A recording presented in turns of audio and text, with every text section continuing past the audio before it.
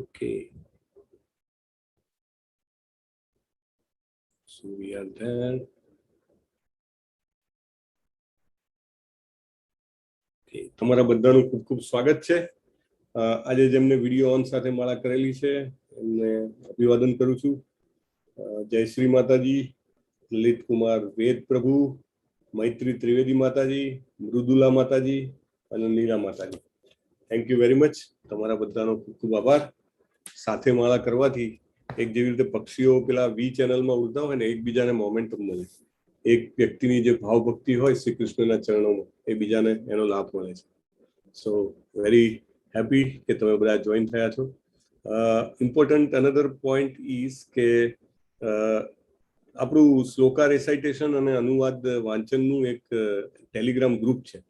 એટલે last time actually number લેવાના રહી ગયા હતા. તો આઈ વુડ રિક્વેસ્ટ નીલા માતાજી અને મૈત્રી ત્રિવેદી માતાજી અને one more to send through the chat. ચેટમાં તમે નાખજો તો Amita Mataji will note it, right Amita Mataji, so that એમને ગ્રુપમાં એડ કરી શકાય. યસ પ્રભુ. Yes, okay. શું પ્રભુ નંબર? હા હા. અચ્છા. So we can start. Okay, we will એક નાનું કીર્તન કરીશું આપણે અને પછી આપણે શરૂઆત કરીશું. નમઃ વિષ્ણુપાદાય કૃષ્ણ પૃષ્ઠાય ભૂતલે શ્રીમતે ભક્તિ વેદાંત સ્વામિને ઇતિ નામિને નમસ્તે સારસ્વતી દેવ્યે ગૌરવાણી પ્રચારિણે નિર્વિશેષ શૂન્યવાદી પાશ્ચાત્ય દેશતારિણે શ્રી કૃષ્ણ ચૈતન્ય પ્રભો નિત્યાનંદ શ્રી અદ્વૈત ગદાધર શ્રીવાસાદિ ગૌરા ભક્ત વૃંદ. હરે કૃષ્ણ કૃષ્ણ કૃષ્ણ હરે હરે હરે રામ રામ રામ હરે હરે હરે કૃષ્ણ કૃષ્ણ કૃષ્ણ હરે હરે હરે રામ રામ રામ હરે હરે હરે કૃષ્ણ કૃષ્ણ કૃષ્ણ હરે હરે હરે રામ રામ રામ હરે હરે હરે કૃષ્ણ કૃષ્ણ કૃષ્ણ હરે હરે હરે રામ રામ રામ હરે હરે હરે કૃષ્ણ કૃષ્ણ કૃષ્ણ હરે હરે હરે રામ રામ રામ હરે હરે. હરે કૃષ્ણ. વિશ્વના સૌથી મોટા હરે કૃષ્ણ વિશ્વના સૌથી મોટા ભગવદ્ ગીતાના અભિયાનમાં જ્ઞાન યજ્ઞમાં તમારા બધાનું ખૂબ જ સ્વાગત છે. ઉત્સાહ, નિશ્ચય અને ધૈર્ય સાથે તમે બધા પધાર્યા છો, જે બહુ મોટી વાત છે. આજે ચોથો દિવસ છે. આજનો અધ્યાય પણ બહુ જ ઇન્ટરેસ્ટિંગ છે. એનું નામ છે દિવ્ય જ્ઞાન એનું નામ છે. ઓકે, તો પેલા મંગલાચરણ કરીને આપણે શરૂઆત કરીશું. ઓમ અજ્ઞાનતિમિરાંતસ્ય જ્ઞાનાંજન શલાકયા ચક્ષુર ઉન્મિલિતમ યેન તસ્મૈ શ્રી ગુરુવે નમઃ. શ્રી ચૈતન્ય મનોભીષ્ટમ સ્થાપિતમ યેન ભૂતલે स्वयं रूपम कदा मह्यम ददाति स्वपदांतिकम। वंदेहम श्री गुरुम श्रीयुतम पदकमलम श्री गुरुम वैष्णवांश्च श्री रूपम साग्रजातम सगण लघुनाथान्वितम तान् सजीवम साद्वैतम सावधूतम परिजन सहितम कृष्ण चैतन्य देव श्री राधा कृष्ण पादाम सगण ललितान् श्री विशाखांश्च। हे कृष्ण करुणा सिंधु दीनबंधो जगतपते गोपेश गोपिका कांत राधा क्रांत नमोस्तुते। तप्त कांचन गौरांगी राधे वृंदावनेश्वरी वृषभानुसुते देवी प्रणमामि हरिप्रिये।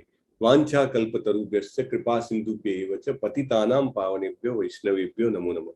श्री कृष्ण चैतन्य प्रभु नित्यानंद श्री अद्वैत गदाधर श्रीवासादि गौर भक्तवृंद हरे कृष्ण कृष्ण कृष्ण हरे हरे हरे राम राम राम हरे हरे।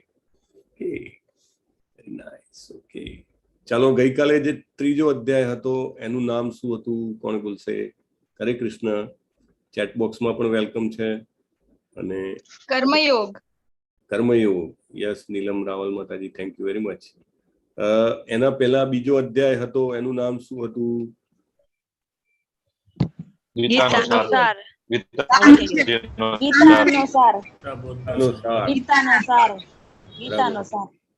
આપણી સાથે એક ગીતા માતાજી પણ છે, નામ ઉપરથી લાગે છે. બહુ સરસ. સો ગીતાનો સાર પહેલો અધ્યાય હતો એનું નામ ભગવદ ગીતા યથારૂપમાં શું આપ્યું છે? સૈન્ય નિરીક્ષણ. સૈન્યનું નિરીક્ષણ. નિરીક્ષણ. બહુ સરસ. સૈન્યનું નિરીક્ષણ. સૈન્યનું નિરીક્ષણ. સરસ. સૈન્યનું નિરીક્ષણ. Okay fine. સો આ રીતે આપણે 3 અધ્યાય પૂરા કર્યા છે. હવે ચોથો અધ્યાય આપણે શરૂઆત કરીએ, જે છે ટ્રાન્સેન્ડેન્ટલ નોલેજ. ચેટ બોક્સમાં પણ મને જવાબ મળ્યા છે. સો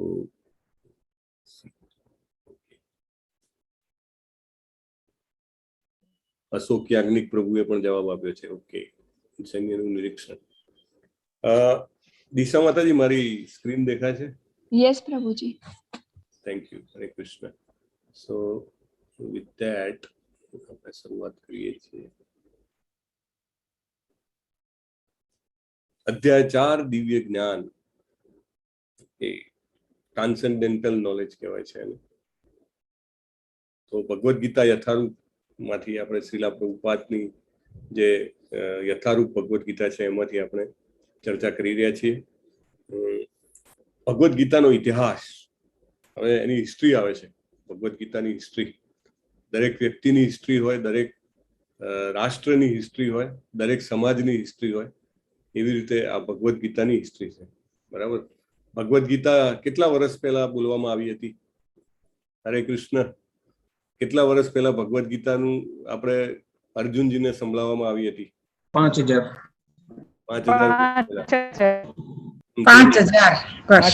વર્ષ. કોઈને કઈ ડાઉટ હોય તો બોલજો. 5000 થી ઓછા વધતા વાળા હોય તો પણ બોલો. ઓકે. સો પ્રિયંકા સુતાર માતાજી, મનીષા દવે માતાજી, હિતાંશી માતાજી, બધાનું 5000 વર્ષ છે. ઓકે. સો બધાને ઇતિહાસમાં ઘણી બધી ખબર છે. શ્રી ભગવાન વાચ ઇમં વિવસ્વતે યોગમ પ્રોક્તવાનહમ અવ્યયમ વિવસ્વાન મનવે પ્રાહમ મનુરિક્ષ્વા કવે બ્રવિત. પુરુષોત્તમ પરમેશ્વર ભગવાન શ્રી કૃષ્ણએ કહ્યું કે આ અવિનાશી યોગના વિજ્ઞાનનો ઉપદેશ સૂર્યદેવ વિવસ્વાનને મેં આપ્યો હતો, અને વિવસ્વાને માનવોના પિતા મનુને આપ્યો. મનુએ વળી આ ઉપદેશ ઈક્ષ્વાકુને આપ્યો હતો. એટલે ભગવાન કહે છે કે આ જે જ્ઞાન જે છે એ જ્ઞાન મેં ઓલરેડી પહેલા આપેલું હતું. એવું નથી કે તને પહેલી વાર સંભળાઈ રહ્યો છું, કે હું મારું ઓન ધ સ્પોટ જેને કહેવાય રિએક્શન આપી રહ્યો છું તારા હાવભાવને અને તારી પ્રતિક્રિયા, તારા જે સ્ટેન્ડ છે અર્જુનનો, જે એને પોઝિશન લીધી છે એના કારણે હું બોલું છું, એવું નથી. આ તો મેં પહેલા જ જ્ઞાન આપી દીધું છે. એટલે અહીંયા ચિત્રમાં પણ આપણને દેખાય છે કે જે જ્ઞાન જે છે શ્રી કૃષ્ણજીએ સૂર્યદેવને આપ્યું, સૂર્યદેવે માનવોના પિતા જે છે મનુને આપ્યું, અને મનુએ ઈક્ષ્વાકુ રાજાના વંશમાં એક બહુ જ જેને કહેવાય કે ભગવાનનો પ્રતિષ્ઠિત અવતાર થઈ ગયો. કોને ખબર છે? હરે કૃષ્ણ. શ્રીરામ. યસ, બહુ સરસ. સો રામજી ઈક્ષ્વાકુ વંશમાં જન્મ્યા હતા.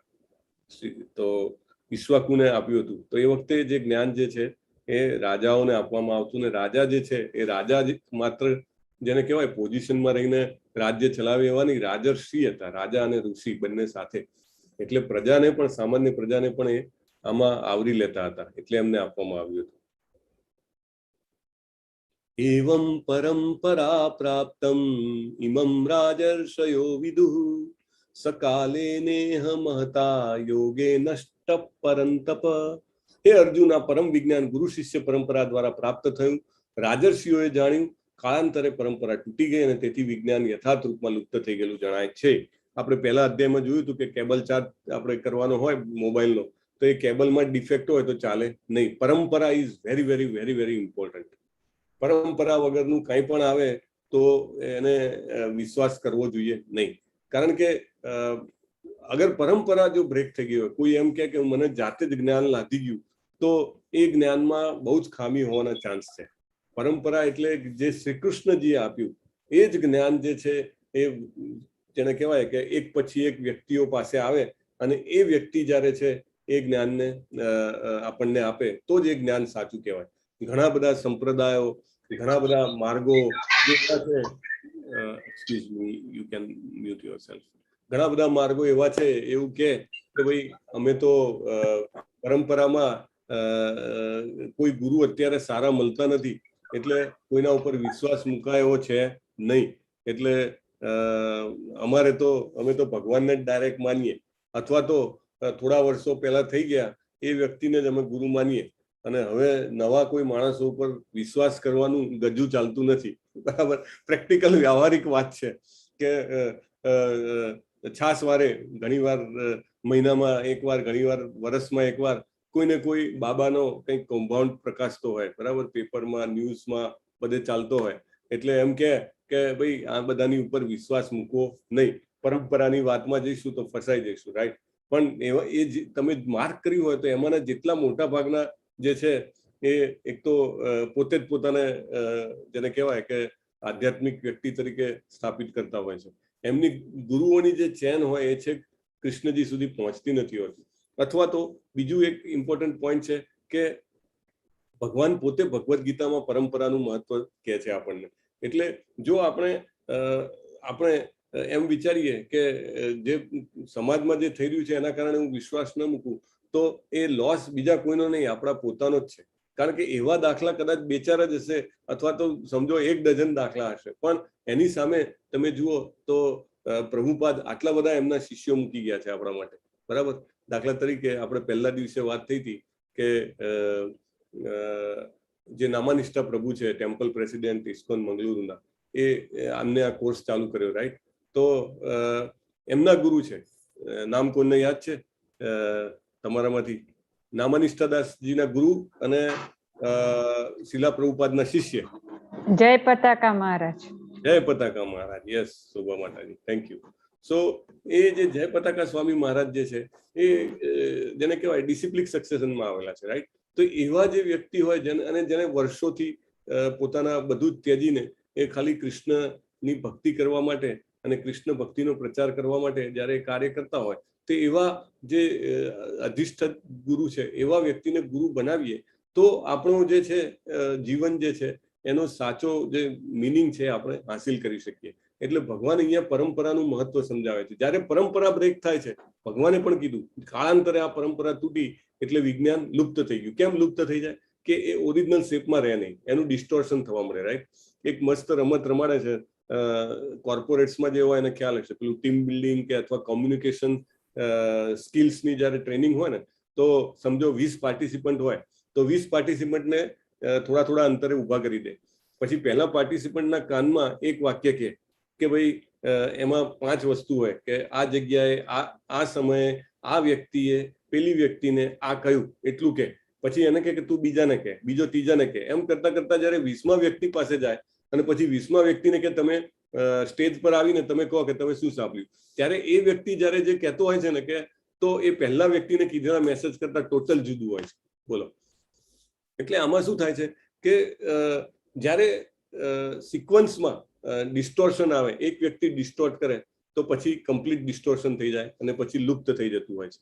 તો અને બીજી વાત છે રાજર્ષિ હતા એ વખતે. જનક મહારાજ પણ તમને ખ્યાલ હોય તો એ રાજા હતા પણ ઋષિ જેવા હતા. રાઈટ. એક મહાજનમાં એમની ગણના થાય છે. મહાજન એટલે જે ભગવાનના અનન્ય ભક્ત. સો પરંપરાનું ખૂબ જ મહત્વ છે, અને પરંપરા બ્રેક થવાથી જ્ઞાન જતું રહ્યું. એટલે ભગવાન કહે છે કે હવે આ જ્ઞાન જે છે હું તને કહીશ. તો પરંપરાનું જે મહત્વ છે આપણે જાણ્યું. અને પરંપરામાં આવવાથી એક બીજો એક ઇમ્પોર્ટન્ટ બેનિફિટ એ છે કે તમને એઝ ઇટ ઇઝ વસ્તુ મળે. જો તમે તમારી જાતે પથ્થર મારીને ઝાડ પરથી કેરી તોડો તો એ કેરી કાં તો પથ્થર વાગવાથી કેરી તૂટી જાય, કાં તો નીચે પડવાથી તૂટી જાય, તો એ તમને ડિસ્ટોર્ટેડ વસ્તુ મળી શકે છે. જ્યારે ઉપર ચડીને એક વ્યક્તિ ઉતારતો હોય, બીજાને આપતો હોય, ત્રીજો ભેગો કરતો હોય, તો ઇવન કાચી કેરી પણ નહીં લે, જોઈને સારી સારી કેરીઓ જ લેશે. તો દેટ ઇઝ ધ બેનિફિટ. આ જે આપણો ઇસ્કોન જે છે એ બ્રહ્મ માધવા ગૌડી સંપ્રદાયમાં આવે છે.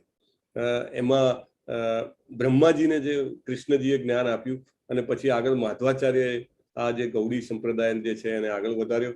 અને તમે અહીંયા જોઈ શકો છો, શ્રીલા પ્રભુપાદ છે, એમના ગુરુ શ્રી ભક્તિ સિદ્ધાંત સરસ્વતી મહારાજ છે, એમના ગુરુ ગૌર કિશોરદાસ બાબાજી મહારાજ, એમના ગુરુ ભક્તિ વિનોદ ઠાકુર મહારાજ. એમના વિશે આપણે કાલે કર્મયોગમાં જોયું હતું, રાઈટ.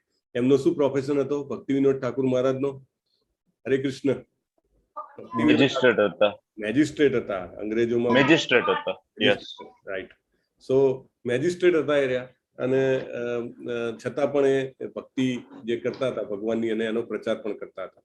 અને એમના ગુરુ જે છે જગન્નાથ દાસ બાબાજી મહારાજ. તે રીતે આખું જે ડિસિપ્લિક સક્સેશન છે 32મા લેવલ પર શ્રીલા પ્રભુપાદ આવે છે. એટલે આ બ્રહ્મ માધવ ગૌડી સંપ્રદાય કહે છે. એકચ્યુઅલી ચૈતન્ય મહાપ્રભુએ જે છે આમાં એસ્ટાબ્લિશ કર્યું. ચૈતન્ય મહાપ્રભુ શ્રી કૃષ્ણ ખુદ ફરીથી એટલા માટે આવ્યા કે એમને આખો ભાગવત ધર્મ રીએસ્ટાબ્લિશ કરવો હતો. વૃંદાવન આખું નેસ્ત નાબૂદ થઈ ગયું હતું. એટલે જયારે ગૌતમ બુદ્ધ અને એમને આવ્યા ત્યારે એમને વેદોને નાખી દેવાનું કીધું, અને આખું જેને કહેવાય કે સપાટ જમીન સિવાય કશું નહોતું. ચૈતન્ય મહાપ્રભુએ 6 ગોસ્વામીને આદેશ આપ્યો કે તમે જાઓ અને આખું વૃંદાવન છે એને જીવિત અથવા તો રીએસ્ટાબ્લિશ કરો, રાઈટ. તો એ કરવા માટે એમને 6 ગોસ્વામીને મોકલ્યા, અને આપણને એ પછી આટલું સરસ અત્યારે વૃંદાવન ધામ, એક એક જગ્યા જે છે ને રાધાકૃષ્ણના અને કૃષ્ણજીના બીજા ગોપ બાળો સાથેના જે સરસ પ્રસંગો છે, એના દરેક જગ્યાઓ એ ગોસ્વામીજીઓએ મહેનત કરીને શોધેલી છે. અને ઘણીવાર તો દિવસો સુધી એ રડતા કે મને આ કામ આપ્યું છે પણ મારાથી થઈ શકતું નથી. દાખલા તરીકે એક દાખલો છે કે રાધાકુંડ જડતો નહોતો. પછી ચૈતન્ય મહાપ્રભુ જ્યારે આવ્યા ત્યાં આગળ, અને એમને પછી પર્ટિક્યુલર એ જગ્યા શોધી, અને પછી એમને ત્યાં આગળ થોડું ખોદકામને કરાવ્યું, અને ખરેખર અંદરથી કુંડ નીકળી ગયો. અને એ કુંડ જે છે આજે આપણને સાક્ષાત મળ્યો. અને અત્યારે તો તમે ત્યાં જાઓ તો એક એક જગ્યા મળે. હવે કાર્તિક મહિનો આવશે, એમાં દામોદર અષ્ટકમ ગવાય છે. તો દામોદર જ્યાં ભગવાનને બાંધ્યા હતા, જ્યાં ખાંડણીએ, એ જ જગ્યા on the spot, same spot આપણને મળે છે. તો આ બધું જે છે એ ગૌડી વૈષ્ણવ સંપ્રદાય અને ચૈતન્ય મહાપ્રભુના દેન છે આપણને. મેઇન જે છે સંપ્રદાય 4 છે વૈષ્ણવ સંપ્રદાય. તો એક જે આપણે વાત કરીએ એમ બ્રહ્માજી, અને એમાં માધવાચાર્ય આવ્યા. એમાં માધવાચાર્યજીએ એક બહુ સરસ મંદિર સ્થાપ્યું છે જે આપણા મેંગ્લોરની બાજુમાં છે, બહુ જ પ્રખ્યાત છે. એની જે ડેટી છે એમની પણ એ પૂજા કરતા હતા. કોઈને ખબર છે? હરે કૃષ્ણ. કોઈ ગયા હોય તો ત્યાં આગળ અદ્ભુત મૂર્તિ છે કૃષ્ણજીની, અદ્ભુત. તમે ગયા હો મેંગ્લોરથી દરિયાકાંઠેથી જવું પડે, આખું પેરેલલ દરિયો જ આવે તમારે, અને બહુ જ ફેમસ મંદિર છે. કોઈને ખબર છે? હરે કૃષ્ણ. મારો અવાજ નથી સંભળાતો કે કોઈને ખબર નથી? હરે કૃષ્ણ. ખબર નથી. Okay okay. સો નથી ખબર. નથી ખબર. Okay okay fine. મેંગ્લોરની બાજુમાં ઉડુપી કરીને છે, નામ સાંભળ્યું છે? હા. તો ઉડુપીમાં શ્રી કૃષ્ણજીની અદ્ભુત મૂર્તિ છે. અને ત્યાં આગળ માધવાચાર્યજીએ એની સ્થાપના કરી હતી. અને ત્યાં જાઓ તો જરૂર. એકચ્યુઅલી આ વખતે જયારે ભૂમિપૂજન થયું નવા મંદિરનું, ત્યારે પ્રભુજી પ્લાન કરવાના હતા, પણ થોડુંક એન્ડ ટાઈમે દોડાદોડીના કારણે ન કર્યું. નહીં તો એ બધાને ગ્રુપ ઇન્વાઇટ કર્યા. અને અમે ઘણા બધા વિચારતા હતા. ઇવન દેવિકા માતાજી કહેતા હતા મુંબઈથી બસ ઉપાડશું, અને એવી જો થાત વ્યવસ્થા તો આપણને બધાને મેંગ્લોર જવા મળે. મેંગ્લોરમાં સરસ આપણે ભૂમિપૂજનનો પ્રોગ્રામ કર્યા, પછી ઉડુપી જઈ શકાત, ઉડુપીમાં દર્શન થઈ શકે. આ માધવાચાર્યજી પોતે જેની ઉપાસના કરતા હતા એ કૃષ્ણજીનું છે. પછી બીજો સંપ્રદાય છે શ્રી લક્ષ્મીજી, એમાં રામાનુજાચાર્ય આવ્યા, એને શ્રી સંપ્રદાય કહે છે. ત્રીજો છે એ ભગવાન શિવજી, એને રુદ્ર સંપ્રદાય કહે છે. એમાં વિષ્ણુ સ્વામી આવ્યા. એ દરેકમાં એક એક આચાર્ય આવે છે, સમજ્યા? એટલે એ આચાર્ય જે છે એ આખું જેને કહેવાય કે બળ લઈને આવે, કે જેથી કરીને એ સંપ્રદાયમાં એના જે પુસ્તકો જે છે એ લખાય, એની ટોટલ જેની એની ગાઈડલાઈન જે છે એસ્ટાબ્લિશ થાય, કેવી રીતે પૂજવાના છે એસ્ટાબ્લિશ થાય, કેવી રીતે ભક્તિ કરવાની છે, તો એવી રીતે આ એક એક આવે. અને ચોથો છે કુમાર સંપ્રદાય, એમાં આવ્યા છે નિંબર્કાચાર્ય. તો આ રીતે 4 મુખ્ય સંપ્રદાય છે. અને આ જે 32 મેં તમને કીધા ને કે 32મા લેવલ પર આપણા શિલા પ્રભુપાદ આવે છે. તો કૃષ્ણજીએ બ્રહ્માજીને જ્ઞાન આપ્યું, આજે ભગવદ્ ગીતાનું જ્ઞાન ગોચો એમને નારદજીને આપ્યું, નારદજીએ વ્યાસજીને આપ્યું, વ્યાસજીએ માધવાચાર્યજીને આપ્યું, એમને પદ્મનાભજીને આપ્યું, નરહરિજી, માધવજી, અક્ષોભ્યજી, જયાતીર્થા. આ બધા નામ વાંચીએ અને બોલીએ ને તો પણ જેને કહેવાય કે આપણી આંતરિક અશુદ્ધિઓનો નાશ થાય. જયાતીર્થ, જ્ઞાન સિંધુ, દયાનિધિ, વિદ્યાનિધિ, રાજેન્દ્ર, જયધર્મ, પુરુષોત્તમ, બ્રહ્મણ્ય તીર્થ, વ્યાસ તીર્થ, લક્ષ્મીપતિ, માધવેન્દ્રપુરી. માધવેન્દ્રપુરીના શિષ્ય હતા ઈશ્વરપુરી. ઈશ્વરપુરી જે છે એ ચૈતન્ય મહાપ્રભુના ગુરુ છે. અને ચૈતન્ય મહાપ્રભુના શિષ્ય રૂપ ગોસ્વામી મહારાજ, રઘુનાથ ગોસ્વામી મહારાજ, કૃષ્ણદાસ કવિરાજ. કૃષ્ણદાસ કવિરાજ એમણે એક અદ્ભુત ગ્રંથ લખ્યો. કયો ગ્રંથ છે ખબર છે? કૃષ્ણદાસ કવિરાજ ગોસ્વામીજીએ, હરે કૃષ્ણ, જેને એક ક્લુ આપી દઉં એને કે એમને જે લખ્યું એને પીએચડી કહેવામાં આવે છે. આપણે ભગવદ્ ગીતા કહીએ તો એને બેચલર કહેવાય. પછી ભાગવતમ, ચૈતન્ય ચરિત્રામૃત. યસ, ચૈતન્ય ચરિતામૃત, બરાબર છે. તો એમને એ લખ્યું છે કૃષ્ણદાસ કવિરાજ ગોસ્વામી. પછી નરોત્તમદાસ ઠાકુર, વિશ્વનાથ ચક્રવર્તી ઠાકુર, જગન્નાથદાસ બાબાજી મહારાજ, ભક્તિ વિનોદ ઠાકુર મહારાજ, ગૌર કિશોરદાસ બાબાજી મહારાજ, ભક્તિ સિદ્ધાંત સરસ્વતી ગોસ્વામી મહારાજ અને પ્રભુપાદ. તો આ રીતે આખું પરંપરા છે. સ એવાયમ મયા તેદ્ય યોગ પ્રોક્ત પુરાતન ભક્તો અસીમે સખા ચેતી રહસ્યમ યે તદુત્તમમ. જો આ બહુ મોટું ઇમ્પોર્ટન્ટ પોઈન્ટ છે કે ભગવાન સાથે સંબંધ બનાવીએ તો ભગવાન જે છે આ એમનું રહસ્ય ખુલ્લું કરે. તમારા ઘરમાં, તમારા એકાઉન્ટમાં કેટલા રૂપિયા પડ્યા છે એ તમે બધાને કહો, બધાને ન કહો. એ તમને જેના ઉપર વિશ્વાસ હોય એને જ તમે કહો, રાઈટ? માણસ વિલ લખી રાખે તો વિલ લખીને ઘણીવાર પોતાના ઘરના સભ્યોને નથી આપતો, પોતાના મિત્રને આપી રાખે, કાં તો પોતાના વકીલને આપી રાખે કે હું મરી જાઉં પછી તારે આ વાંચવાનું, રાઈટ? એટલે જે સિક્રેટ વસ્તુ છે એ કોની આગળ છતી કરાય કે જે આપણો નજદીક હોય. તો ભગવાન અહીંયા અર્જુનને કહે છે કે તું મારો ભક્ત તથા મિત્ર છે. ભક્તો અસીમે સખા છેતી. ભગવાન સર્ટિફિકેટ આપી દીધું છે. હજી પણ આપણે અર્જુન પર શંકા ના કરવી જોઈએ. ઘણા લોકો એવા છે, અને આગળની બેચોમાં પણ આપણે ડિસ્કશન થતું હતું કે ભાઈ અર્જુનની ઉપર બાયસ શું કામ? બાયસ એટલે એને વધારે પડતો પ્રેફરન્સ કેમ આપે છે ભગવાન અને બીજા કોઈને કેમ નહીં? ઇવન ઘણા તો એવું બી પૂછે કે 5 પાંડવોમાં અર્જુન જ શું કામ? ભગવાને અર્જુનને જ ગીતા શું કામ કીધી? તો અર્જુનનો જ રથ કેમ ચલાવ્યો? કેમ યુધિષ્ઠિર નતા? કેમ ભીમ નતા? પણ ભગવાન એ પણ ભગવાનના અનન્ય ભક્તો છે અને શાશ્વત સાગરીત છે. પણ ભગવાને અર્જુનને તો અહીંયા આગળ સર્ટિફિકેટ આપેલું છે. આગળ પણ 3 વખત ભગવાન સર્ટિફિકેટ આપશે, ત્યારે પણ આપણે વાત કરશું. પણ એ એટલા પ્યોર હતા. એમને કીધું કે તું મારો ભક્ત છે. સામેથી ભગવાન કહે છે આપણે ભક્ત બનીએ તો આ જ્ઞાન આપણામાં આવે. આપણે આ જ્ઞાન, હરે કૃષ્ણ,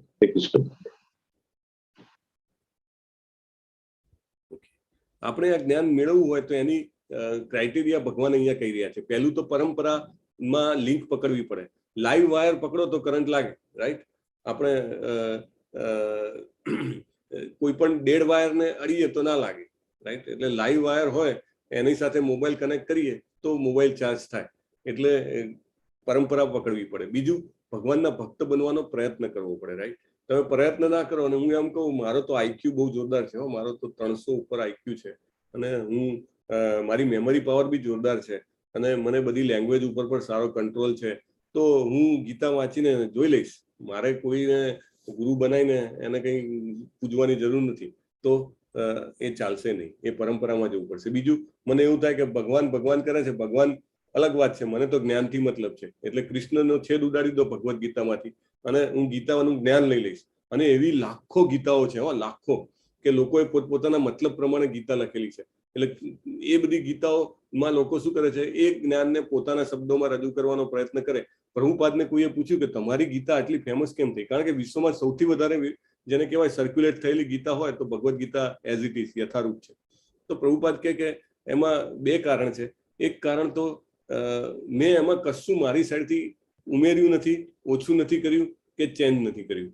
મેં એને એઝ ઇટ ઇઝ આપવાનો પ્રયત્ન કર્યો છે, પહેલું. અને બીજું કારણ એ કે હું મારા ગુરુ મહારાજના ઓર્ડરનું પાલન કરી રહ્યો છું. બાકી I am not so intelligent to add anything. જે કૃષ્ણએ કીધું એમાં એડ કરવા માટે કોઈ માણસ કંઈ એટલો થોડો શક્તિશાળી હોય. તમે એમાંથી નવા નવા મતલબો કાઢો અને આપણે એમાંથી એમ સમજીએ કે કૃષ્ણએ જે કીધું ને એમાં તો એમનો મતલબ બરાબર નહોતો, આ મતલબ નીકળે, એવું બધું તમે કાઢવાનો પ્રયત્ન કરો. ભક્તો હસી સખા છે આટલું બધું કે ત્યારે બે વ્યક્તિ વચ્ચેનો સંબંધ આવે છે, એનો પણ છેદ ઉડાડી દે કે આ તો એ વખતના બે વ્યક્તિઓની વાત હતી, એ બે વ્યક્તિ ગુજરી ગયા, એટલે આ વાક્યનું કોઈ મહત્વ નથી. આ વાક્ય શું કામ બોલે છે ભગવાન? અર્જુન માટે બોલે છે. અર્જુનને તો ખબર હતી કે હું ભગવાનનો ભક્ત છું ને મિત્ર છું. તમને ને મને આજે ખબર પડે, 5000 વર્ષ પછી પણ આપણે ગીતા વાંચીએ તો ખબર પડે કે આ જ્ઞાનને પચાવવું હશે તો મારે ભગવાનના ભક્ત બનવાનો પ્રયત્ન કરવો પડશે. જેટલા ભક્ત બનશું જેટલું આપણે શરણાગતિ સ્વીકારશું. જયશ્રી માતાજી છે, બીજા અધ્યાયનો 7મો શ્લોક યાદ હોય તો બોલો માતાજી, કેવી રીતે શરણાગતિ સ્વીકારવાની? હરે કૃષ્ણ. કાર્પણ્ય દોષો પ્રભુજી. યસ માતાજી, બોલો બોલો. કાર્પણ્ય દોષો પ્રહૃત સ્વભાવ પૃચ્છામિ ત્વામ ધર્મ સમુઢ્ય ચેતા યત શ્રેયસ્યા નિશ્ચિતમ બ્રૂહિ તન્મે શિષ્યસ્તેહમ સાધુ મામ ત્વામ પ્રપન્નમ. યસ, આ રીતે શરણાગતિ સ્વીકારવાની. શિષ્યસ્તેહમ સાધુ મામ ત્વામ પ્રપન્નમ, એટલે શરણાગતિ. ભક્ત બનીએ તો ભગવાન બધું ડિસ્ક્લોઝ કરે ધીરે ધીરે ધીરે, રાઈટ? અર્જુન વાચ અપરમ ભવતો જન્મ પરમ જન્મ વિવસ્વત કથમે તદ્વિજાનીયામ ત્વમાદૌ પ્રોક્તવાનિતિ. અર્જુને કહ્યું, હવે આ તો સ્વાભાવિક વાત છે, તમે એમ કહો છો કે આ જ્ઞાન મેં વિવસ્વાનજીને આપ્યું હતું, તો તમે હું તો સરખા સરખા છીએ. આપણે નાનપણમાં હાથે રમેલા, આપણે કેટલો સમય સાથે ગાળ્યો છે, અને મને ખબર છે કે તમે મારા જેને કહેવાય કોન્ટેમ્પરરી, એટલે તમે મારા સમકાલીન છો. તો તમે આવું બધું કહો છો કે મેં પ્રાચીન કાળમાં ઉપદેશ આપ્યો, તો એ મને જરા સમજાતું નથી. સ્વાભાવિક છે. જો આ છે ને એક મોટી વાત છે કે પ્રશ્ન પૂછવાની ભગવાને મોકળાશ આપી છે. એવું નથી કીધું કે હું કહું છું એ બધું એમનું એમ સ્વીકારી લે, તારા મનમાં ડાઉટ હોય તો એ પૂછતો નહીં. ના, એવું નહીં. પૂરેપૂરા પ્રશ્નને જવાબ. આપણે મોટા ભાગના આપણે ધર્મશાસ્ત્રો હોય તેમાં વન સાઇડેડ કોમ્યુનિકેશન હોય કે આમ કરો તેમ કરો, આ પહેલું કમાન્ડમેન્ટ, બીજું આ તે જે બી હોય. પણ અહીંયા આગળ ગીતામાં તો કેવું છે કે પ્રશ્ન ને જવાબ છે, ગીત છે, ગાય છે, કવિતા ગાવામાં આવે છે. એટલે અર્જુન કહે છે કે ભાઈ હું કેવી રીતે માનું કે તમે આ સૂર્યદેવ વિવસ્વાનને આપ્યો હતો? એટલે આટલું જેને કહેવાય કે મોકળાશ છે સંબંધમાં. ગુરુ શિષ્ય છે અથવા તો ભક્ત અને ભગવાન છે, છતાં પણ ભગવાને એટલી એમાં મોકળાશ રાખી છે. તો તમે મારા સમકાલીન કેવી રીતે છો? કોઈને ખબર છે કેવી રીતે ભગવાને આ જ્ઞાન આપ્યું હોય? અર્જુનના ડાઉટનો આન્સર કોઈને ખબર છે? હરે કૃષ્ણ. Earlier batch participants. આત્મા અને શરીરના જ્ઞાન ઉપરથી ભગવાને એવું કીધું કે આપણા અને તારા કેટલા બધા જન્મો પહેલાય થઈ ગયા છે અને આગળ પણ થશે એમ. બરાબર. હજી કંઈક એડ કરવા માંગુ છું, બોલો. એક લાઈન એડ કરવાની છે. યસ, બીજું કોઈ? હરે કૃષ્ણ. દિશા માતાજી. હા, અને બીજું એ છે કે ભાઈ તું યાદ નથી રાખી શકતો પણ હું યાદ રાખી શકતો છું, એવું? યસ યસ, બરાબર છે. ઓકે. કેવી રીતે સમકાલીન છે? શ્રી ભગવાન વાચ બહુની મે વ્યતીતાની જન્માની તવ ચાર્જુન. આ પહેલો જવાબ છે જિજ્ઞેશ પ્રભુએ આપ્યો કે તારા મારા બહુ જન્મ થઈ ચુક્યા છે, બરાબર. તાન્ય અહમ વેદ સર્વાણી. અહમ વેદ, અહમ એટલે હું અને વેદ એટલે જાણું છું. સર્વાણી એટલે બધા જન્મની મને ખબર છે. ન ત્વમ વેત્થ પરંતપ. હવે એને કીધું તું તેને યાદ રાખી શકતો નથી. બહુ મોટી વાત છે ને. પણ જુઓ, આ કહેવાની એક કળા છે. એને કીધું કે તને યાદ નથી તો પેલાને ખોટું ના લાગે કે તને યાદ નથી, એટલા માટે એને પરંતપ કીધો. ત્યાં આગળ પરંતપ એટલે મહાબાહુ, કે તું ખૂબ તપ કરી શકે. તપ કરવા માટે શક્તિ જોઈએ. આપણે એકવાર વાત થઈ હતી, અમે વૃંદાવન ધામ યાત્રામાં ગયા હતા, તો નામાનિષ્ઠા પ્રભુને બધા હતા, તો અમુક પેજ તો એવો આવે રોડનો કે તમે શૂઝ પહેર્યા હોય તોય તમને તકલીફ પડે. અમુક પેચ સારો પણ હોય, પણ એમાં જે તપ કરી શકે, જેને સત્વગુણ વધારે હોય, ખુલ્લા પગે ચાલી શકે. નામનિષ્ઠા પ્રભુ ખુલ્લા પગે ચાલતા હતા, રાઈટ? તો અમે બધા આશ્ચર્યચકિત કે કેવી રીતે ચલાય. પણ એમને કીધું કે હું પહેલી વાર આવ્યો ત્યારે એક જણે કીધું હતું કે ભાઈ ધામમાં આવ્યો છો ને તમે જૂતા પહેરો છો. એટલે ધેટ્સ હાઉ. પરંતપ કે જે તપ કરી શકે એનામાં ચોક્કસ સત્વગુણની શક્તિ હોય, જે એકાદશીનું વ્રત રાખી શકે, રાઈટ? સવારના વહેલા ઉઠી શકે, આ બધું તપ છે. તો ભગવાને એને કીધું કે ભલે તને યાદ નથી, સો ડોન્ટ વરી, તને યાદ નથી, પણ તું પરંતપ છે. એટલે બે બાજુ કહી દીધું, ફેક્ટ બી કહી દીધી, પણ એને પોતાને નાનમ પણ ન લાગે એ રીતે પણ કહી દીધું. આ જે પોઈન્ટ છે એ આપણા બધા માટે બહુ જ ઇમ્પોર્ટન્ટ પોઈન્ટ છે. અને આવો જ એક શ્લોક બીજા અધ્યાયમાં પણ આવ્યો હતો કે ભગવાને કીધું કે આપણે પણ પહેલા હતા અને પછી પણ હરતા રહેવાના છીએ, અને આ રાજાઓ પણ રહેવાના છે. કયો શ્લોક છે? કોણ બોલશે? હરે કૃષ્ણ. હા હા, બોલો બોલો. નત્વેવાહમ જાતુ નાસ્તમ ન ત્વમ નેમે જનાધિપા ન ચેવ ન ભવિષ્યામ સર્વે વયમત પરમ. યસ. તો એ જ રીતે એ શ્લોકને આ શ્લોક સાથે આપણે કનેક્ટ કરી શકીએ. બહુ જ બધા જન્મ થયા છે, પણ તને ખબર નથી, મને ખબર છે. કૃષ્ણ શાશ્વત છે, અજાત છે, અને આપણે બ્રહ્મ સંહિતાનું આ વાક્ય છે, ગોવિંદામ આદિ પુરુષમ ત્વમ અહમ ભજામી. એટલે ભગવાનને બ્રહ્માજી પ્રાર્થના કરે છે કે તમે આદિ પુરુષ છો. એટલે સૌથી પહેલા એ જ હતા, એમનામાંથી જ બીજું બધું જનરેટ ઉત્પન્ન થયું છે. અજો અપી સન્ન વ્યયાત્મા ભૂતાનામ ઈશ્વરો અપી સન પ્રકૃતિમ સ્વામ અધિષ્ઠાય સ્વંભવામ્યાત્મ માયયા. એટલે ભગવાન જે કહે છે કે હું કેવો છું? અજો. અજો એટલે અજન્મ, મારો જન્મ જ નથી. લોકો કે ભગવાન તો દેવકી અને વસુદેવના પુત્ર હતા, પુત્ર થઈને જન્મ્યા, એ તો અવતાર છે, વિષ્ણુના અવતાર છે. આ એક જે છે એ એક મોટી ફેલસી છે. પ્રભુપાદ બહુ ડિટેલમાં સરસ સમજાવે છે કે અહીંયા ભગવાન પોતે જ બોલે છે કે અજો અપી, હું અજન્મા છું. સામાન્ય આપણે બધા જે છીએ તો માના પેટમાં આવીએ અને પછી આપણો પ્રસવ થાય, રાઈટ? ભગવાન જે છે, દેવકીજીને ગર્ભ ચોક્કસ રહ્યો હતો, પણ ભગવાન જે છે એ ચતુર્ભુજ રૂપે પહેલા પ્રગટ થાય છે, અહીંયા આપણને દેખાય છે એમ. અને પછી એમને જ્યારે વસુદેવ અને દેવકીજી પ્રાર્થના કરે છે ત્યારે બાળ સ્વરૂપ ધારણ કરે છે. એટલે ભગવાન જે છે એ અજન્મા છે, અજો અપી. અવ્યય આત્મા. અવ્યય આત્મા એટલે એમનો વિનાશ નથી થતો. લોકો જાત જાતની વાતો કરે કે ભગવાનને પેલા પારધીએ તીર માર્યું ને ભગવાન તો મરી ગયા, એટલે કે માણસ કરતા એમનો દેહ તો છે ને સામાન્ય માણસ જેવો જ દેહ હતો. તો અહીંયા આગળ બહુ ક્લિયરલી કીધું છે અવ્યય આત્મા, મારો વ્યય થતો જ નથી. ભૂતાનામ ઈશ્વરો અપીસન. ભૂતાનામ એટલે આપણા બધા જે જીવો છે એમને ભૂત કહેવાય. તો એ ભૂતો જે છે, સોરી, એમના એ ઈશ્વર છે. ભૂતાનામ ઈશ્વરો અપીસન.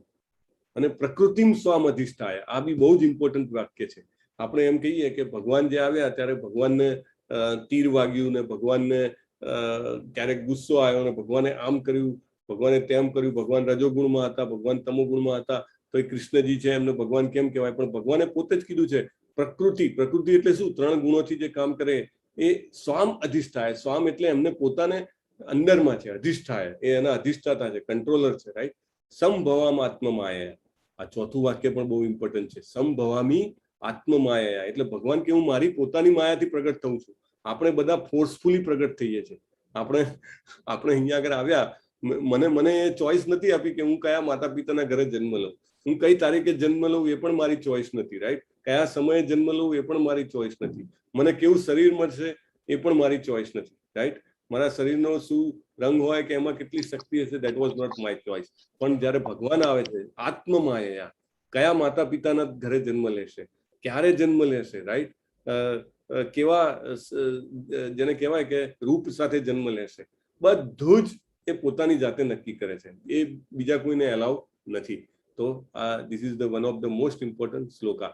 બ્રહ્મ સંહિતામાં બહુ સરસ ભગવાનના અવતારોની માહિતી છે. અદ્વૈતમ અચ્યુતમ અનાદિમ અનંત રૂપમ આદ્યમ પુરાણ પુરુષમ નવ યૌવનમ ચ વેદે સુદુર્લભમ અદુર્લભમ આત્મભક્તૌ ગોવિંદમાદિ પુરુષમ તમહમ ભજામી. હું ભગવાન સર્વોચ્ચ વ્યક્તિ ગોવિંદ માને કૃષ્ણની પૂજા કરું છું, જે મૂળ વ્યક્તિ છે, જે સંપૂર્ણ છે, અચૂક છે, શરૂઆત વગરના છે, અને અમર્યાદિત સ્વરૂપમાં વિસ્તૃત હોવા છતાં પણ તેઓ હજી મૂળ અને સૌથી જૂના છે. કોઈ બહુ જૂનો હોય તો તો એનું ચિત્ર બનાવે તો ઘરડા બનાવે. તમને ખ્યાલ હોય તો યુરોપમાં બી એક દેવતાની પૂજા થાય છે, એને ભગવાન માનવામાં આવે છે.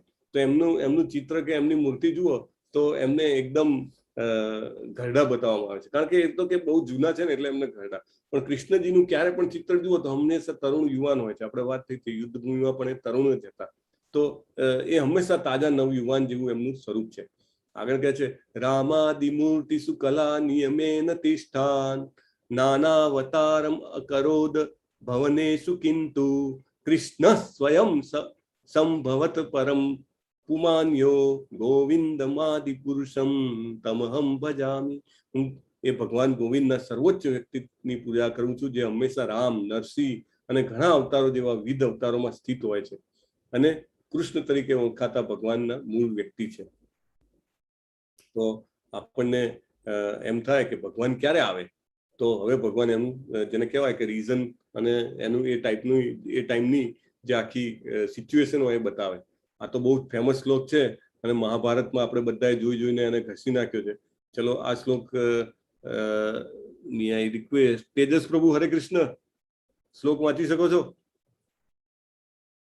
હરે Krishna. Tick tick 1, tick tick 2, tick tick 3.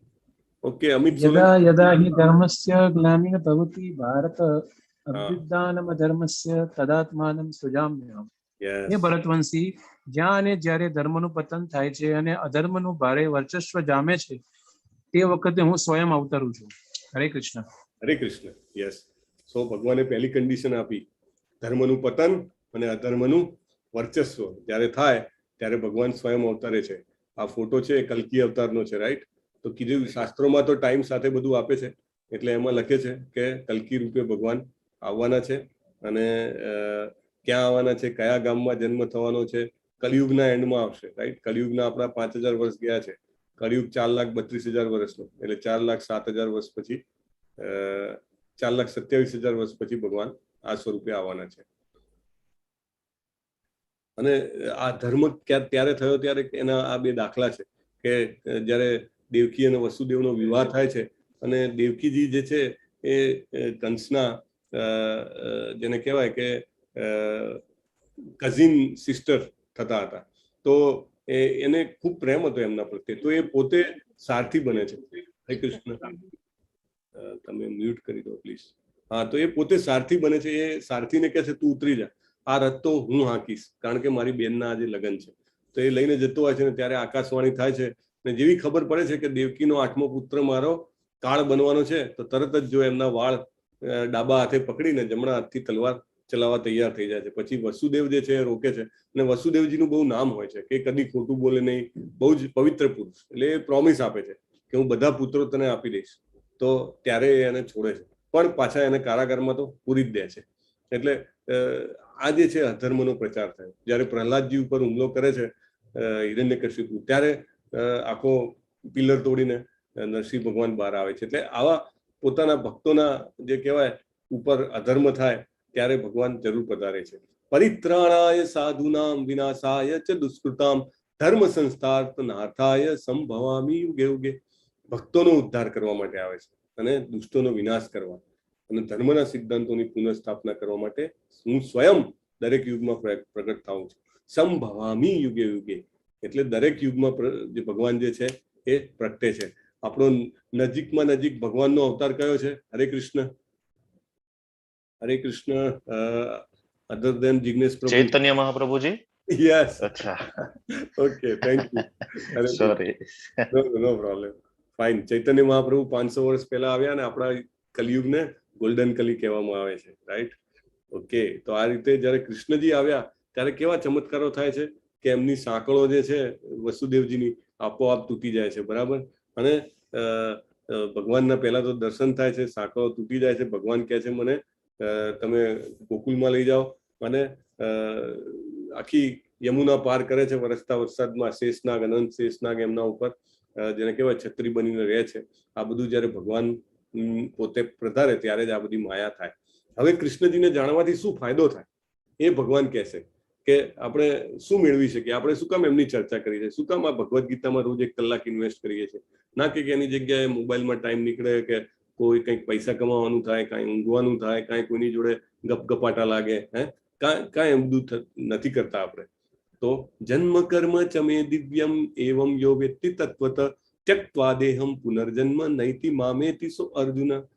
હે અર્જુન, જે મનુષ્ય મારા પ્રાગટ્ય અને કર્મોની દિવ્ય પ્રકૃતિને જાણી લે તે આ શરીરને ત્યજ્યા પછી આ ભૌતિક જગતમાં ફરીથી જન્મ લેતો નથી, પરંતુ મારા સનાતન ધામને પામે છે. કેટલું સિમ્પલ બનાવી દીધું, સાવ સહેલું બનાવી દીધું કે આપણે ભગવાનના જન્મ અને કર્મ એટલે એમના દિવ્ય લીલાઓ એને આપણે જાણીએ તો એની દિવ્ય પ્રકૃતિને જાણીએ, આપણે અંદર ઇન્ટરનલાઇઝ કરીએ, ઉતારીએ, તો આપણે જ્યારે આ શરીરને ત્યજશું તો ફરીથી ભૌતિક જગતમાં આવવું પડશે નહીં અને ભગવાનના ધામમાં આપણને સચ્ચિત અને આનંદ વાળું સ્વરૂપ મળે.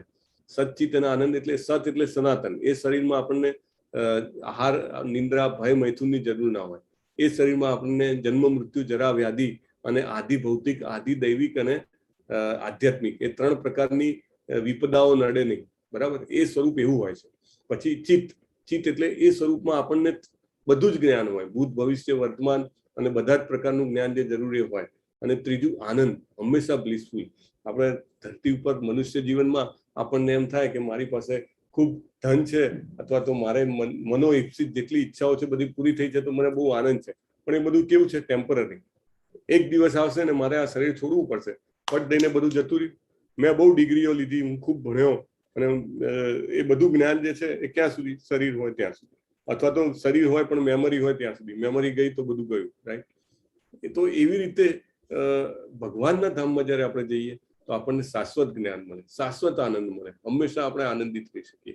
તો આ એક બહુ જ સિક્રેટ જે છે એ ભગવાન અર્જુનને કહે છે અને અર્જુન દ્વારા આપણા બધાને કહે છે. તો આ ભગવદ્ ગીતામાં આપણે બધા અહીંયા 1 કલાક ઇન્વેસ્ટ કરીએ છીએ, પછી પાછા તમે થોડો ટાઈમ કાઢીને ક્વિઝ આપશો. ક્વિઝ આપવો એટલે ક્વિઝ આપવા માટે પણ તમે ક્લાસ નોટ વાંચો અથવા ભગવદ્ ગીતા ખોલીને વાંચો. તો એ બધુંથી શું થાય? આપણને ભગવાનનું જ્ઞાન મળે અને એ જ્ઞાન મળે તો ધીરે ધીરે એ જ્ઞાન જેટલું આપણે ઇન્ટરનલાઇઝ કરી શકીએ એનાથી આપણને એક આ ફાયદો છે. ત્યક્ત્વા દેહમ પુનર્જન્મ નૈતિ મામેતિ સો અર્જુન. બહુ જ ઇમ્પોર્ટન્ટ પોઈન્ટ ભગવાને કીધો. વિતરાગ ભય ક્રોધા મન્મયા મામુપાશ્રિતા બહવો જ્ઞાન તપસા પૂતા મદભાવ માગતા. આસક્તિ, ભય અને ક્રોધથી મુક્ત થઈને મારામાં સંપૂર્ણપણે લીન થઈને મારું શરણ લઈને મામ ઉપાશ્રિતા, બહુ મોટો શબ્દ છે. અનેક મનુષ્યો ભૂતકાળમાં મારા વિશેના જ્ઞાનથી પવિત્ર થયા છે અને એ રીતે તેઓ મારા દિવ્ય પ્રેમને પામ્યા છે. આપણે ત્યાં જઈએ ભગવાનના ધામમાં તો એમના પ્રેમને પામી શકીએ, રાઈટ? બધા જ ગોપીઓ છે, ગોપ બાળો છે, એ બધા શું છે? એ ભગવાનનો પ્રેમ પામ્યા છે.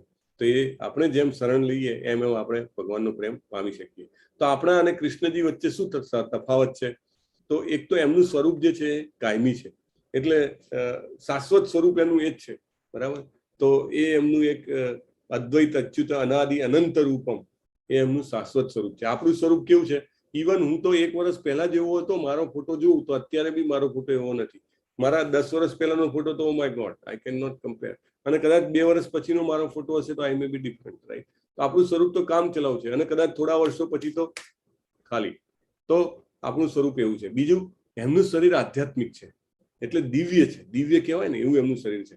ખબર છે? એમના શરીરથી એમને ડાબા હાથની ટચલી આંગળીએ ગોવર્ધન પર્વત ઉપાડી લીધો હતો, રાઈટ? એ કોઈ સામાન્ય શરીરથી શક્ય છે?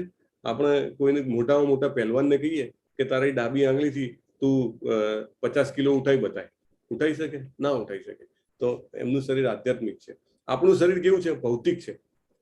કફ, પિત્ત અને વાયુ એ 3થી બનેલું છે. અને અધરવાઇઝ આપણે કાલે 5 તત્વોની વાત કરી હતી, પરાપ્રકૃતિ. તો કયા 5 તત્વો છે? હરે કૃષ્ણ અમિત સોલંકી પ્રભુ, આપણું શરીર કયા 5 તત્વોનું બનેલું છે? ભૌતિક તત્વો. હરે કૃષ્ણ. Okay, tick 1, tick 2. અગ્નિ, પૃથ્વી, વાયુ ને જળ. અગ્નિ, પૃથ્વી, વાયુ, જળ એક રહી ગયું. હરે કૃષ્ણ. બોલો પરેશ પ્રભુ. અગ્નિ, પૃથ્વી, વાયુ, જળ, આકાશ. યસ, બરાબર છે. મહાભૂત. મૃદુલા માતાજી અને પરેશ પ્રભુ. યસ. સો 5 મહાભૂતનું આપણું શરીર છે, પણ એમનું 5 મહાભૂતનું શરીર નથી, એમનું આધ્યાત્મિક છે. પછી એક ઓર ઇમ્પોર્ટન્ટ પોઈન્ટ, એમના શરીરને એમના આત્મામાં કોઈ તફાવત નથી. આપણે તો કેવું છે કે આપણો થોડોક ટાઈમ થાય, આત્મા શરીરમાંથી નીકળી જાય એટલે શરીર પછી પડ્યું હોય તો એ શું કે હવે આ શરીર આ જે છે જતા રહ્યા છે. તો હવે એમના શરીરને કાં તો આત્મદાહ એને અગ્નિદાહ દઈ દે, કાં એને દફન કરી નાખે. તો એ રીતે શરીર ને આત્મા અલગ છે, આપણે બધાને ખબર છે. જ્યારે ભગવાનના શરીરમાં અને આત્મામાં કોઈ તફાવત નથી. ભગવાન આપણે જે છે એમનું નામ બોલીએ છીએ, હરે કૃષ્ણ કૃષ્ણ કૃષ્ણ હરે હરે, હરે રામ રામ રામ હરે હરે. એમના નામમાં પણ ભગવાન એ જ છે. ભગવાન ચૈતન્ય મહાપ્રભુએ જે શિક્ષાષ્ટકમ આપ્યું એમાં એમને બહુ મોટો પોઈન્ટ લીધો છે. Kindly unmute yourself.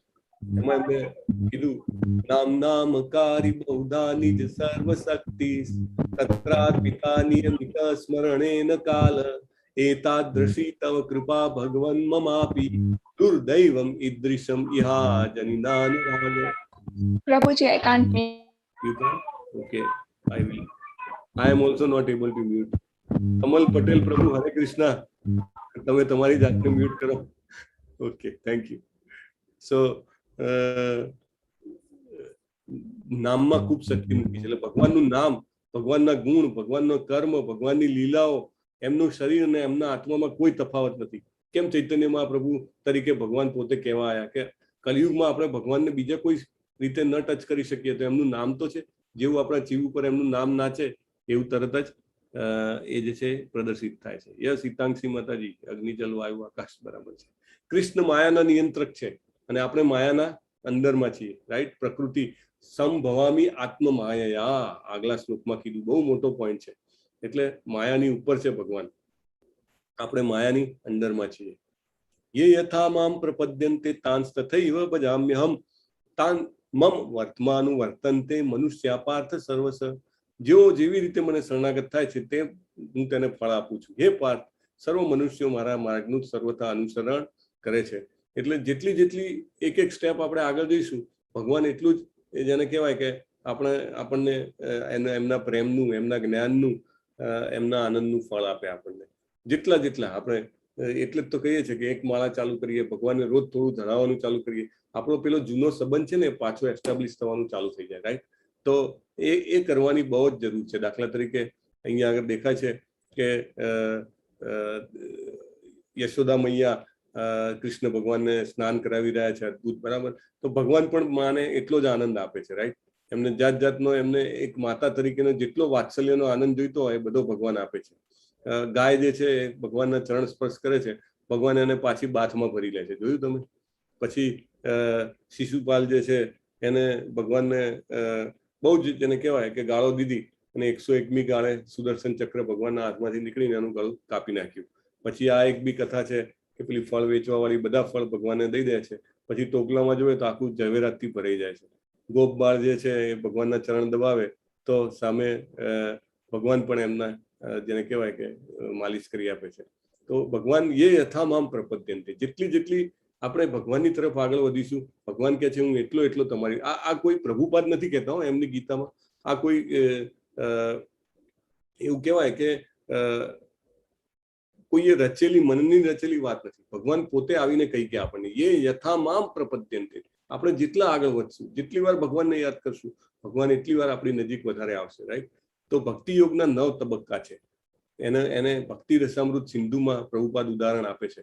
બહુ જ સુંદર શ્લોક છે.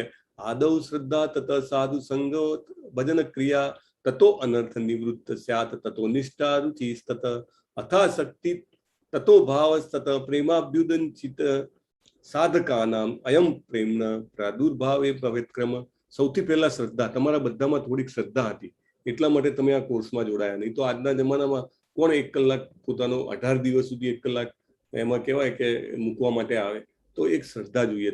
થોડીક શ્રદ્ધા થાય પછી આપણે આમાં જોડાઈએ તો આપણે બધા સાથે મળીને શું કરી રહ્યા છીએ? કૃષ્ણજીની વાતો કરી રહ્યા છીએ, ભગવદ્ ગીતાનું જ્ઞાનની ચર્ચા કરી રહ્યા છીએ. તો આપણે આ 53 ભક્તોનો આપણો સત્સંગ ચાલે છે, તો એ સાધુ સંઘ કહી શકાય. પછી ભજન ક્રિયા એટલે આપણને માળા કરવાનું મન થાય. માળા કરવા માટે સવારે તમે ક્લાસ પહેલા આવો અથવા તો તમને જ્યારે દિવસમાં સમય હોય ત્યારે કરો, તો એ આપણી ભજન ક્રિયા થઈ. કાં તો આપણે કીર્તન કરતા હોઈએ, કીર્તન સાંભળતા હોઈએ, તો એ ભજન ક્રિયા. અનર્થ નિવૃત્તિ. આપણે 6 પ્રકારના અનર્થ છે. કયા અનર્થ છે? કોઈને ખ્યાલ છે? હરે કૃષ્ણ. આપણામાં 6 પ્રકારના અનર્થ છે. મનુષ્ય જીવન લીધું એટલા માટે મનુષ્યના શરીરમાં 6 પ્રકારના અનર્થ છે. આપણે કયા અનર્થ છે? Tick tick 1, tick tick 2. હરે કૃષ્ણ. આરતી માતાજી હરે કૃષ્ણ. યસ લલિત કુમાર વેદ પ્રભુ. કામ ક્રોધ લોભ મોહ માયા. એક મિનિટ પરેશ પ્રભુ, વિલ નોટ ઓવર ટોક. કામ ક્રોધ લોભ મોહ માયા વાસના. કામ ક્રોધ લોભ મોહ મદ અને મત્સર. હા. મદ એટલે અભિમાન, મત્સર એટલે ઈર્ષા. તો આ 6 જે છે ધીમે ધીમે ઓછા થવા મળે જેમ જેમ આપણે આગળ વધીએ એમ. પછી આગળનું સ્ટેપ છે નિષ્ઠા. નિષ્ઠા એટલે સ્થિરતા આવે, આપણને શ્રદ્ધા બેસી જાય, એને નિષ્ઠા કહેવાય. પછી રુચિ એટલે ટેસ્ટ આવે, હરે કૃષ્ણ કૃષ્ણ કૃષ્ણ હરે હરે, હરે રામ રામ રામ હરે હરે. તો એ સ્વાદ આવે છે, બરાબર. અને આસક્તિ, ખરેખર જોડાણ થાય, એમ થાય કે ના ના જલ્દી સુઈ જવું, મારે સવારે જલ્દી ઉઠવાનું છે, મારે માળા ભગવાનનું નામ કરવાનું છે, રાઈટ. તો એ ટાઈપનું આસક્તિ થાય. અને દિવસમાં એમ થાય કે ક્યારે ભગવદ્ ગીતાનો ક્લાસ કરું, ક્યારે ક્વિઝ ભરી લઉં. આજે મને ઘણા લોકોના મેસેજ બી આવેલા કે 3 અધ્યાયની ક્વિઝ કરી દીધી છે. સો ધીમે ધીમે આપણને આસક્તિ આવે, વાંચવાની ઈચ્છા થાય. અને ઘણા લોકોને વોલેન્ટિયર બનવાની ઈચ્છા થાય.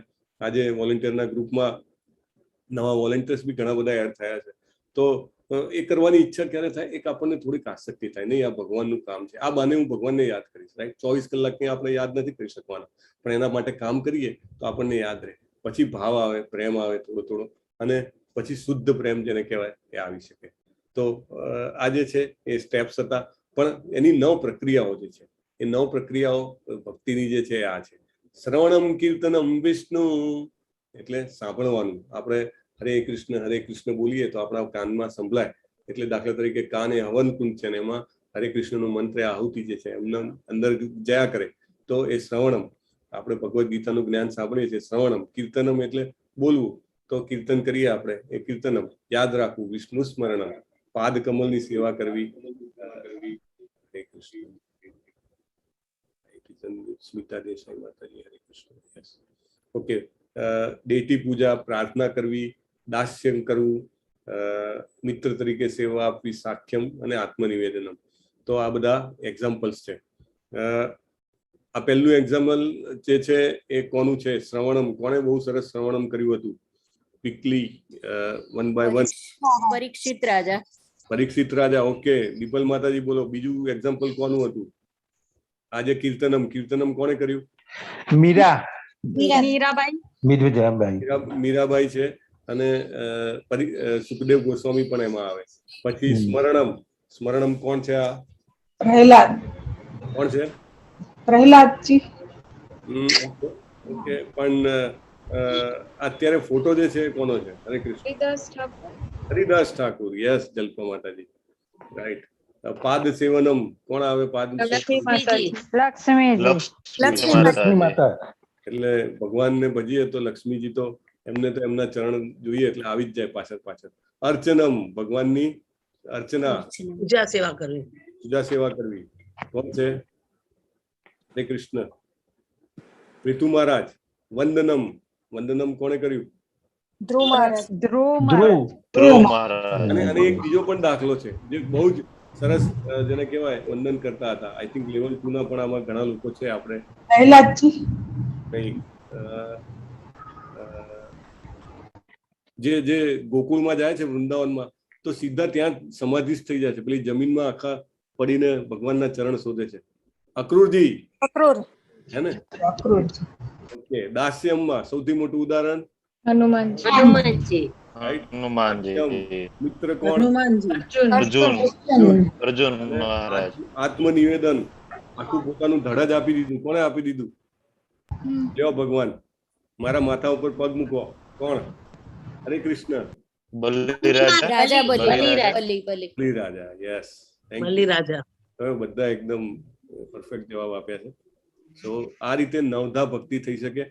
પ્રભુપાદ એવું લખે છે કે કોઈ પણ એક પણ કરીએ ને તો બી એમાં કહેવાય કે આપણે પૂર્ણતા સુધી પહોંચી શકીએ, અથવા બધામાં થોડું થોડું કરીએ તો એ ચાલે. સુખદેવ ગોસ્વામીએ પરીક્ષિત મહારાજને 7 દિવસ 7 રાત સુધી સંભળાવ્યું, અને પરીક્ષિત મહારાજ જે કે છે કે પૂર્ણતા પામી ગયા, રાઈટ. તો ખાલી શ્રવણમથી પણ આગળ વધી શકાય છે. એવી રીતે પણ શરૂઆત, શ્રવણમ ઇઝ ધ ફર્સ્ટ સ્ટેપ. જે આપણને સાંભળવામાં શ્રદ્ધા થાય તો સમજવું કે આપણે આ પહેલા કમાડ આગળ, પહેલા બારણા આગળ પહોંચી ગયા છીએ. હરે કૃષ્ણ. નેક્સ્ટ. કાંક્ષત કર્મણામ સિદ્ધિમ યજંત ઇહ દેવતા ક્ષિપ્રમ હિ માનુષે લોકે સિદ્ધિર્ભવતી કર્મજા. એટલે ઇહ દેવતા એટલે જેને સકામ કર્મો છે, મને ધન જોઈએ છે, લક્ષ્મીજીને પકડું, મને બુદ્ધિ જોઈએ છે, જ્ઞાન જોઈએ છે, હું સરસ્વતી માતાજીને પકડું, મને સ્વાસ્થ્ય જોઈએ છે, સૂર્યદેવને પકડું. તો એ રીતે હું અલગ અલગ દેવી દેવતાઓને પકડું છું ને એનાથી મને જે પણ મળશે બધું ટેમ્પરરી મળશે, અથવા તો ઘણીવાર મારા ભલામાં નહીં હોય તો પણ મને મળશે, એનાથી મારું નુકસાન થવાનું છે, પણ એ દેવી દેવતાઓની પાસે જઈશું તો મળશે. હવે ચાતુર્વર્ણની વાત કરે છે. ચાતુર્વર્ણમ મયા સૃષ્ટમ ગુણ કર્મ વિભાગશ તસ્ય કર્તારપી મામ વિદ્ય કર્તારમ અવ્યયમ. બહુ જ ઇમ્પોર્ટન્ટ છે. ગુણ કર્મ વિભાગશ. જન્મથી એમને વર્ણ વ્યવસ્થા નથી કરી. વર્ણ વ્યવસ્થાને લોકોએ એટલી બધી વખોડી કાઢી છે, અને ખાસ કરીને ગાંધીજીના ટાઈમ આવ્યા પછી તો બહુ જ એને વખોડી કાઢી કે વર્ણ વ્યવસ્થા આપણા સમાજનું કલંક છે. હા, એનું એક કારણ એ પણ છે કે સમાજનો એક વર્ગ બીજા વર્ગનું શોષણ કરતો હતો, પણ ભગવાને જે વર્ણ વ્યવસ્થા બનાવી એ પ્યોર સાયન્ટિફિક સોસાયટી છે. એનાથી બધા જ પોતાને આધ્યાત્મિક રીતે ઉન્નત કરી શકે એના માટે એમને એ સોસાયટી બનાવી છે.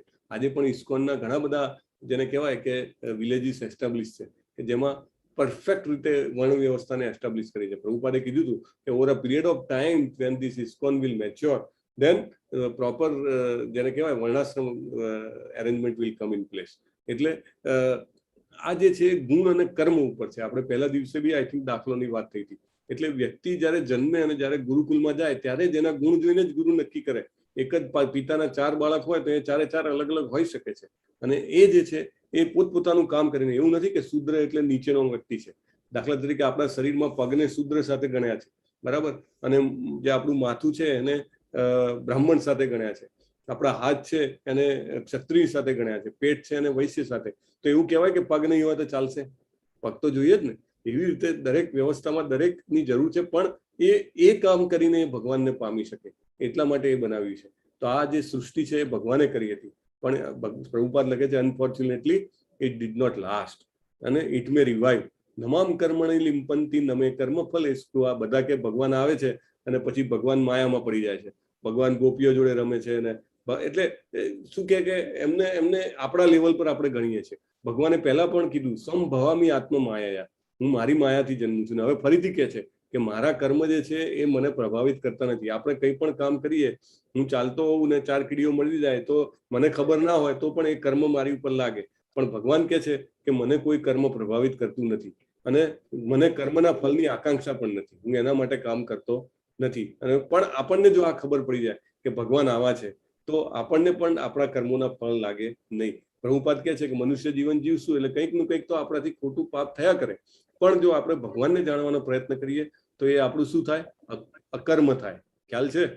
કર્મણો યપી બોદ્ધવ્યમ છે વિકર્મણ અકર્મણશ્ચ બોદ્ધવ્યમ ગહના કર્મણો ગતિ. ચલો, કર્મ એટલે શું? હરે કૃષ્ણ. જેને અત્યાર સુધી જવાબ ના આપ્યો હોય એ કોઈ કોણ નથી બોલ્યું આજે? કર્મ, વિકર્મ અને અકર્મ શું છે? હરે કૃષ્ણ. ગઈકાલે આપણે વાત થઈ હતી બહુ સરસ ડિટેલમાં, ફટાફટ બોલી જવાનું છે. હરે કૃષ્ણ, હરે કૃષ્ણ. યસ, હરે કૃષ્ણ. યસ, બોલો બોલો. વિકર્મ, કર્મ, નિષ્કામ કર્મ અને અકર્મ. બોલો. વિકર્મમાં ભગવાનના નિયમોનો ભંગ કરીએ છીએ. યસ, બરાબર છે. પછી કર્મ એટલે શું? નિષ્કામ કર્મમાં નિસ્વાર્થ ઈચ્છાહીન હોય. બરાબર. અકર્મમાં ભક્તિ પ્રવૃત્તિ જેના માટે કોઈ પ્રતિક્રિયા નથી. તો એ શેમાં આવે?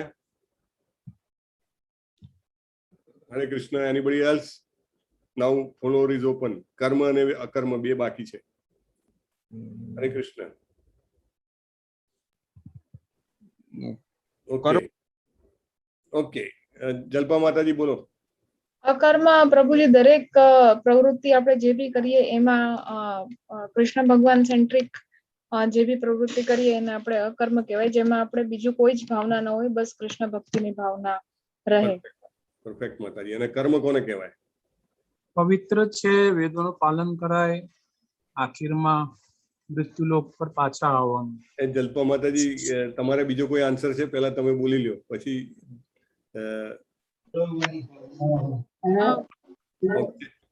કર્મમાં તો પ્રભુજી સકામ કર્મ અને નિષ્કામ કર્મ બે ભાગ થઈ જાય ને.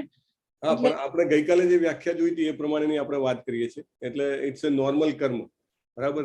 જે કર્મથી આપણે જેને કહેવાય કે સારા કર્મ કરીએ ને સારા ફળ મળે, એને આપણે એ વ્યાખ્યા ગઈકાલે આપી હતી. તો એ રેફરન્સમાં ઇટ ઇઝ અ કર્મ, રાઈટ. પણ પ્રિસ્ક્રાઇબ્ડ ડ્યુટી જે હોય એને પણ કર્મ કહેવાય. Yes, okay, thank you. તમારો જવાબ પણ સાચો છે તેજસ પ્રભુ. ઓકે, તો ધેટ્સ ઓલ રાઈટ.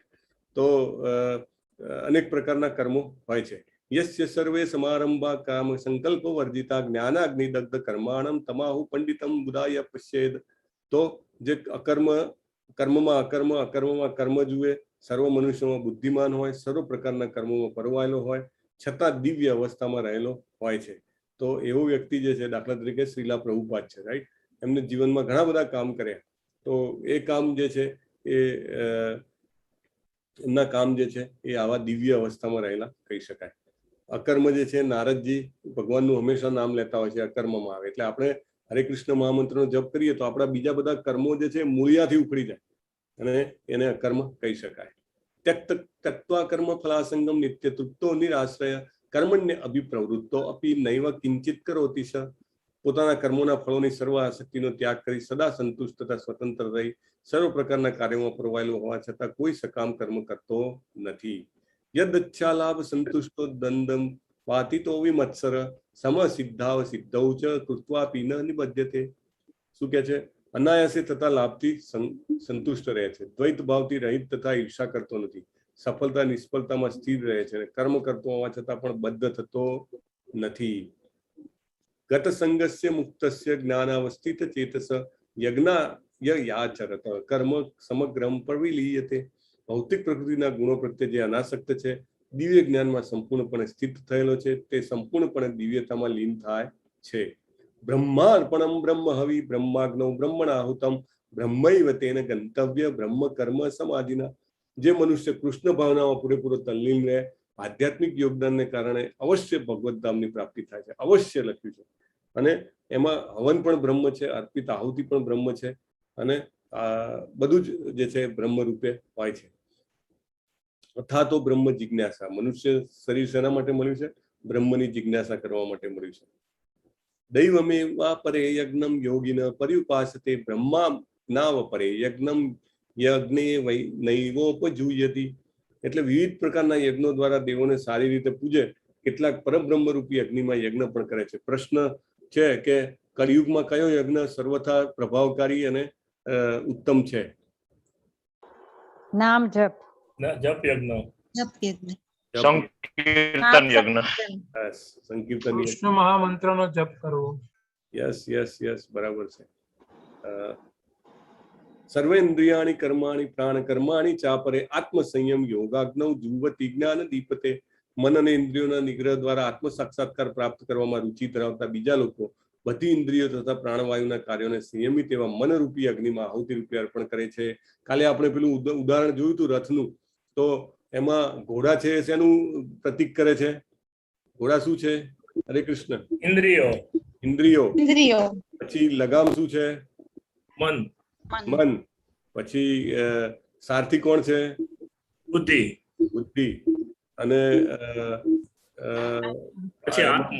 રથી કોણ છે? રથી આત્મા. યસ, લલિત કુમાર પ્રભુ, થેન્ક યુ, સરસ.